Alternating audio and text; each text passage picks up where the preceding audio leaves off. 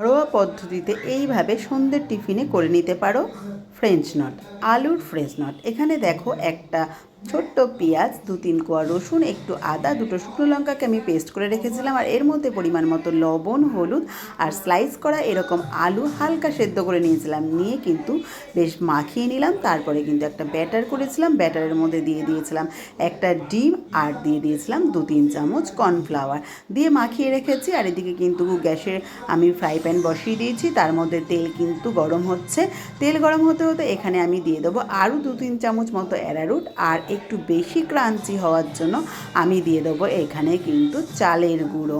এবার কিন্তু ফটাফট আমি তেলের মধ্যে এভাবে দিয়ে দেবো আলুগুলোকে, আর ফ্রাই হবে কিন্তু ডিপ ফ্রাই করলে কিন্তু খেতে জাস্ট দারুণ আর ভীষণ ক্রাঞ্চি। বাচ্চারা ভীষণ ভালোবাসে সন্ধ্যের টিফিনে খেতে, খুব ঝটপট হয়ে যায় এই টিফিনটা। আমার এই রেসিপিটা যদি তোমাদের বন্ধুরা ভালো লাগে তাহলে অতি অবশ্যই লাইক কমেন্ট শেয়ার করে দিও। ফেসবুক থেকে দেখলে ফেসবুক পেজটা ফলো করে দিও, ইউটিউব থেকে দেখলে সাবস্ক্রাইব করে রাখো একটা নতুন ভিডিও পাওয়ার জন্য। চলো টাটা।